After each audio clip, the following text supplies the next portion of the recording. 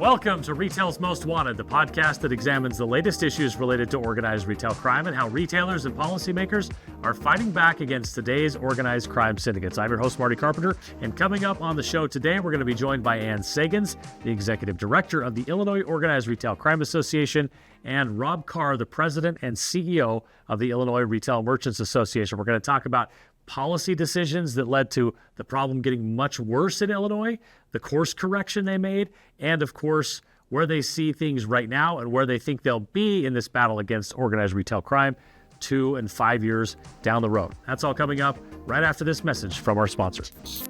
Retail's Most Wanted is brought to you in partnership with LVT, securing physical environments through intelligent automation.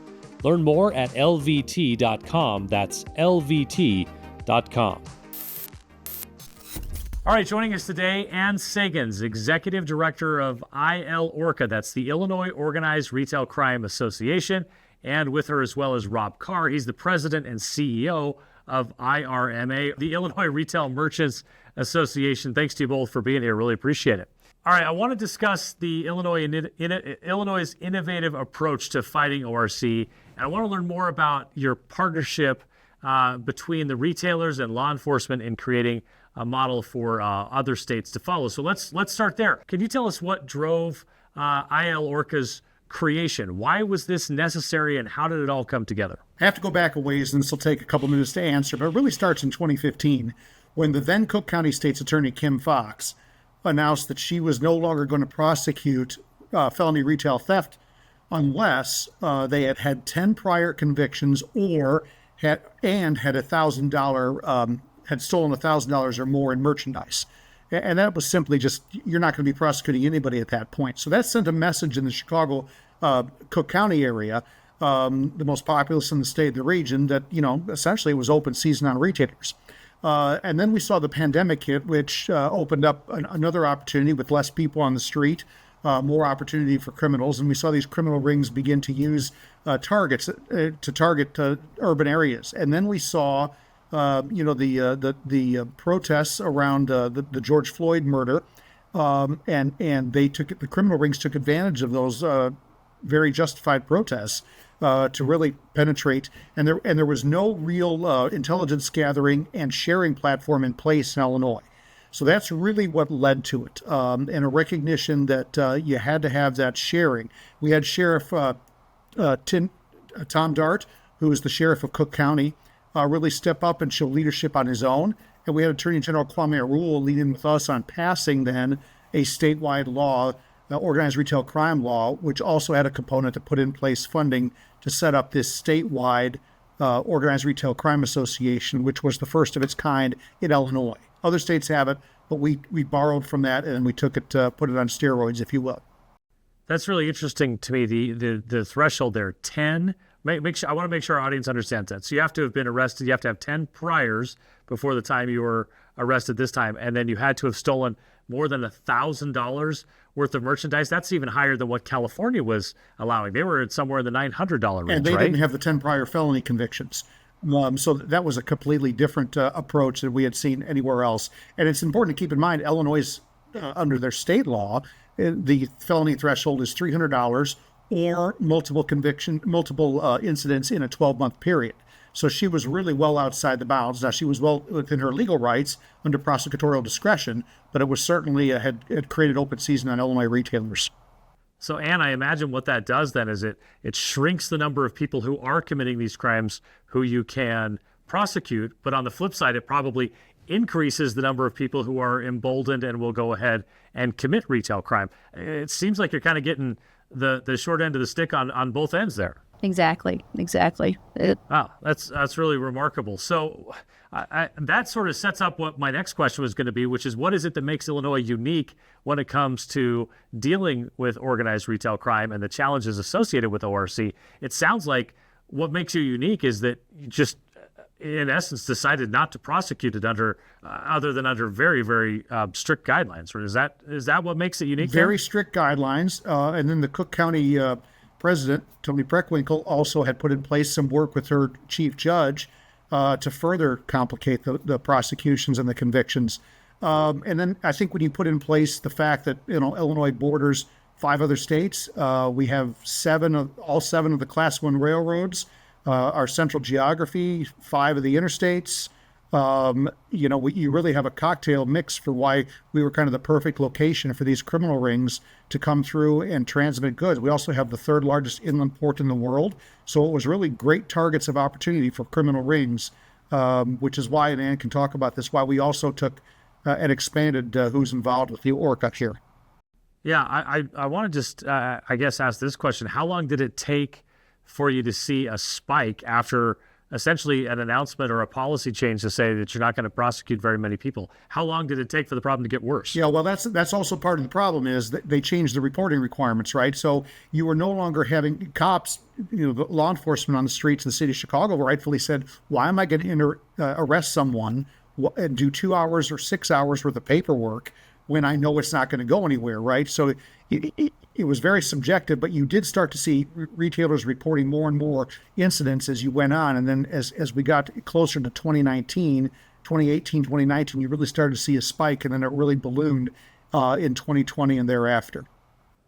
So, Ann, I want to come to you. Can you maybe tell us a little bit about like any success story, or tell us a bit about how ILORCA went about combating this situation, and maybe give us some of the success stories that your work led to solving significant ORC cases. Well, we just launched a few months ago, and ILORCA doesn't receive specific public credit or confirmation for specific case outcomes.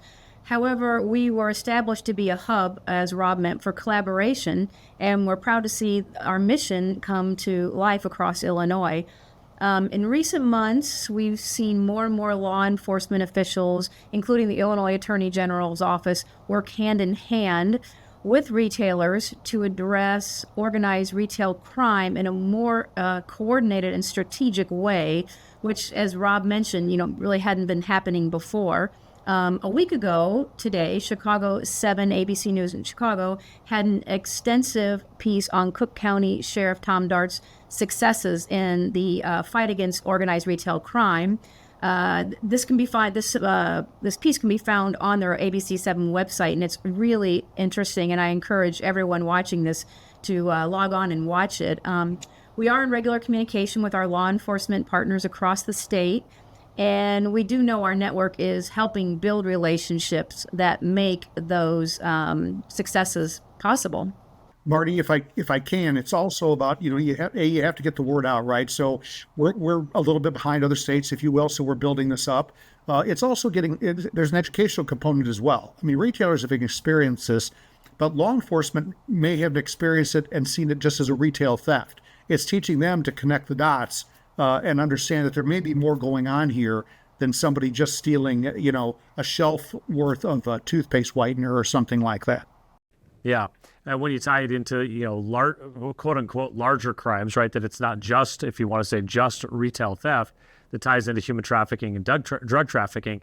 Does that, as you've been preaching that message both to like the public and to law enforcement, have you found a pretty receptive audience that said, hey, those are things we definitely don't want, and we need to figure out the better approach here? It's getting people to believe it, I think.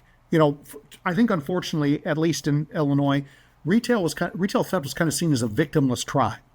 And I think it's explaining that it's not a victimless crime.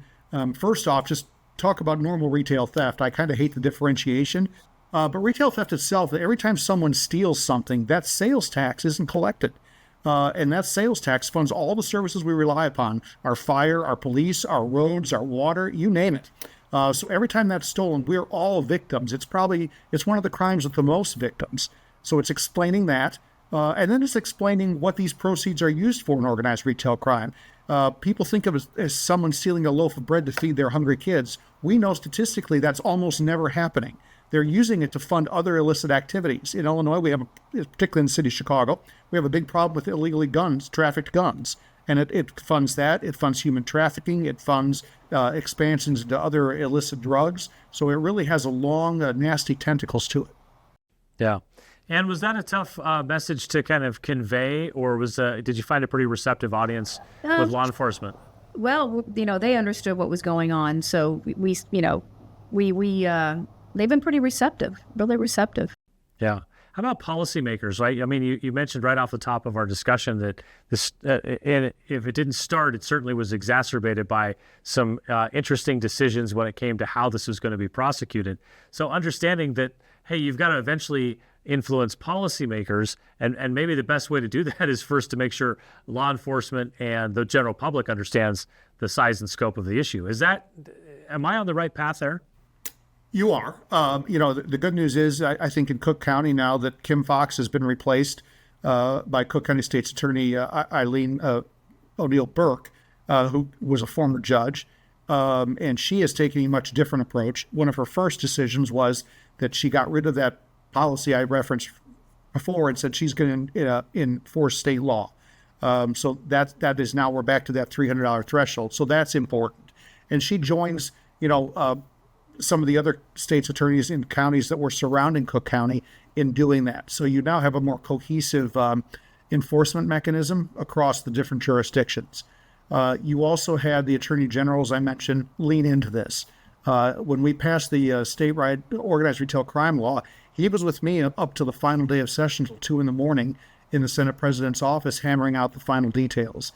In 30 plus years of doing this, I haven't spent much time with a constitutional officer, certainly not till 2 a.m, hammering out something of that detail. Plus, he's leaned in with his own special task forces that are investigative specific, which have cracked multi-million-dollar cases. But we also have a component that's after criminal justice reform in Illinois. Illinois was kind of an epicenter of that. And frankly, much of that needed to happen. There's a lot about our justice system that has to be reformed. And certainly there's an element that when someone's done the crime and they've done their punishment, that they should have the ability to move on. And we've leaned into some of that. But there also comes time too when we need to say, you know what, you've done a crime. You've clearly done it repeatedly. And we know from stats that retail theft is often repeated by the same people, that they need to pay a price going forward. So it's been a combination of those factors with policymakers coming together. Did the word spread quicker when the enforcement was relaxed than it did when, okay, we've got a new sheriff in town, so to speak, and we're going to start to enforce this law? Was there more of a sort of tail that it took? Did it take longer for the second message to hit home than the first one, or were they about the same? There was an attempt, I think, initially to be in denial, but you couldn't deny it when you were seeing all the news stories, not just in Chicago, but in Springfield, in Oak Brook Mall, which is a suburb outside of Chicago, other Rockford, other jurisdictions around the state. When you saw it spreading, when you saw the damage that was being done, when people were confronting this on their news feeds and their social media feeds every day, it was pretty hard then to deny it. And that's when we really started to see that turn, if you will. Now that you're back sort of on the law and order path rather than the permissive path, I wonder if you're seeing any emerging trends, anything that's changing in the way organized retail crime syndicates are operating in your particular part of the country. Definitely, organized retail crime is constantly evolving and becoming much more complex, as Rob mentioned earlier. Chicago's status as a major logistics and transportation hub makes it an attractive target for organized cargo theft, which is becoming a very big concern, and it has been publicized a lot lately. Recent incidents involve stolen electronics and fitness equipment, and earlier this year, Cook County Sheriff Tom Dart's office recovered $400,000 worth of exercise equipment that was stolen from a train car in Joliet, Illinois, which is just south of Chicago. So, and cargo thefts nationwide. This is just not a Illinois or Chicago phenomenon. Cargo thefts nationwide have more than doubled in recent years to an average of 338 reports per month, up from 136 reports per month. And Chicago has experienced the third highest volume of cargo thefts in 2025. Many have been well publicized. And that's behind Southern California and Dallas. And as a response, we are working with both the trucking and railroad industries on a regular basis. I think we're different from other ORCAs throughout the country. We have trucking and railroad entities as members of our board of directors. So we're really trying to, focus on the different, the different issues than just the, stealing brick and mortar stores. Another emerging trend is gift card fraud, which has become a growing concern for consumers and businesses. Gift card fraud is spreading across the globe, literally, and can be attributed to losses in the hundreds of millions of dollars. Project Red Hook, I don't know if you've heard of Project Red Hook, but the Department of Homeland Security is teaming up with law enforcement and businesses to stop international crime groups who are exploiting gift cards. These groups are draining gift cards at the point of sale and using it for illicit activities, including fentanyl production and human trafficking. So I go and buy my gift card, and I have no idea, as soon as that transaction goes through, someone in another country has swiped those funds electronically. And then I go and try to use it 2 weeks later, and there's nothing on it. So these are a couple of trends that are new and that are happening in Illinois and all over the country and the world as well. Rob, how does that impact retailers? Well, I think, it erodes consumer confidence, right? Retailers need consumer confidence. So you want to be confident as a consumer when you go in that the gift card you purchased, like we just purchased for, my younger brother, is going to be there and it's going to be good when you want to use it, right? And also the recipient wants that. It's very hard to police your shelves like that. You try to be on top of it. You put special packaging in place. But as Ann noted, it's a constantly evolving, it's really almost a form of warfare, right? You're always they're trying new tactics, so you're trying counter tactics, and it's constantly evolving. I just wish some of these criminals would put their very intelligent brains to use in productive ways. Yeah. And when it comes to any of the ORCAs across the country, it's all about, building these networks. And we hear this from so many of our guests that it's about, putting people on the same page and making sure that they're coordinating. I understand you guys have used the Auror platform, and I wonder if you could just tell us how that has benefited your efforts. Yes, we have. Auror is an intelligence sharing platform that is offered free of charge to all retail and law enforcement members of ILORCA. And it works in real time and is both app and web based. And as we talked about before, basically it connects the dots and it helps members to work together and share information more efficiently. Retailers and law enforcement can report incidents real time with details, including person and vehicle descriptions, images, CCTV footage, the products that were stolen. A lot of these, crimes follow certain patterns. So it kind of helps connect the dots on these patterns. Auror also bridges the gap between law enforcement agencies. They may not otherwise have tools or the infrastructure to collaborate efficiently. We've talked a little bit about some interesting decisions, I think is the nicest way to put it, to not prosecute or to put a high threshold on prosecution. Changes made to how the actual law was being applied to correct that. Rob, and either one of you, I'm wondering at this point, are there any legislative changes like at the state level or other policy changes that you would say, man, if we would do this right now, this would be really helpful to our overall efforts to combat ORC in Illinois? I think, Ann touched on credit card fraud. I think there's some legislation that we could do. Not credit card fraud, gift card fraud. There's some legislation that we could undertake in the fall or next spring that would help address that a bit more forcefully. The Attorney General sought statewide grand jury authority. He wanted to add organized retail crime to his statewide grand jury authority. I think that would be a useful tool as well. Currently, the way our ORCA law was written, to break that pattern of a single state's attorney being able to kind of ruin the whole case. If any element occurred in a jurisdiction, that state's attorney could claim primacy for the entire crime. So not just the perhaps money laundering or the storage or trafficking of the goods, but the actual theft itself, if he or she could prove it up. So I think adding a statewide grand jury would help. And then I think there's return fraud that we could look at. Unfortunately, financial institutions rarely do an effective job of enforcing return fraud, and they really just leave the retailer holding the bag. And I think we need the financial institutions to lean more forcefully into that. So I think those are three things that we could look at addressing legislatively, but none of those will be easy lifts.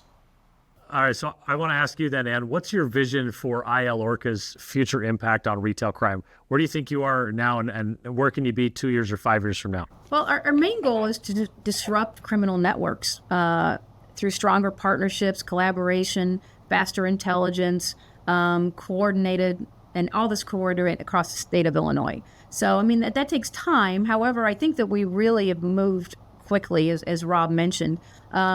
We're continuing to build collaboration among retailers, law enforcement agencies, asset protection professionals, and other key stakeholders, the railroads, the distributors, the truckers, to fight crime across all these different jurisdictions in a huge state, geographically and population-wise. We want to deepen the public understanding of ORC. Organized retail crime, as Rob mentioned, is not petty theft. These are sophisticated crime networks that often exploit very vulnerable community members that are frequently connected to broader illegal activity, including drug trafficking, weapon trafficking. So we just need to, the public needs to understand, and I think we're really getting across to people what's going on. One thing we plan to focus on is continuing education for ILORCA members, and we're going to have some announcements coming up here fairly soon. This includes expanded training efforts for businesses and law enforcement. We also plan to expand our network and collaborate with neighboring states. We have, major metropolitan areas, St. Louis is right on the Illinois-Missouri border.